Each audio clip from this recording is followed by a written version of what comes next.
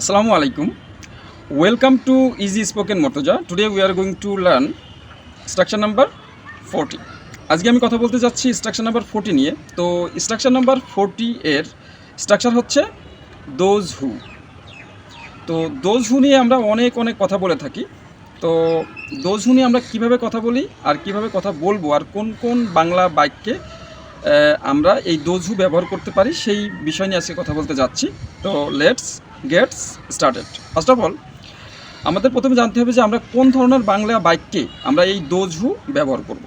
তো দোজ হুর বাংলা বাক্যটা হচ্ছে এরকম যে যারা এখানে আসবে, যারা মার্কেটে যাবে, যারা বাড়িতে আসবে, যারা অবশ্যই খাবে, যারা এরকম যারা দিয়ে আমরা অনেক কথা বলে থাকি। তো আমরা বুঝতে পারি অনেক সময় কনফিউজড হয়ে যাই যে যারা আমরা ব্যবহার করব কীভাবে ব্যবহার করব।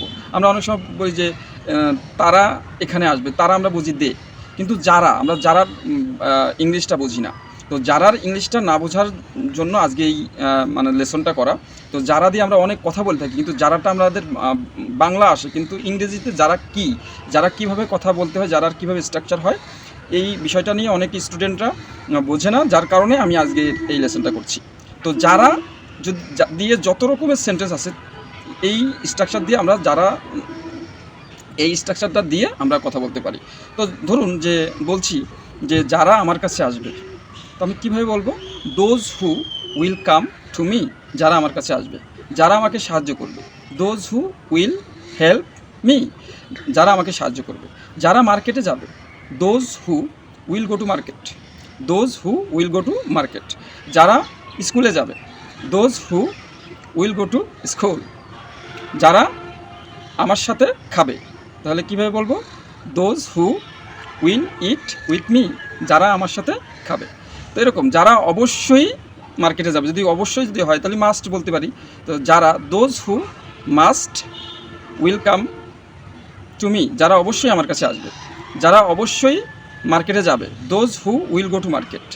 যদি বলি যে যাদের মার্কেটে যাওয়া উচিত, এখানে যাদের যদিও বলি তাও আমরা এখানে দোজ হু বলতে পারি। Those who must go to market. Those হু দিয়ে আমরা অনেক কথা বলে থাকি। এরকম যত রকমের বাংলা বাক্য আছে যারা দিয়ে, তো আমরা সব এই স্ট্রাকচার দিয়ে করতে পারি।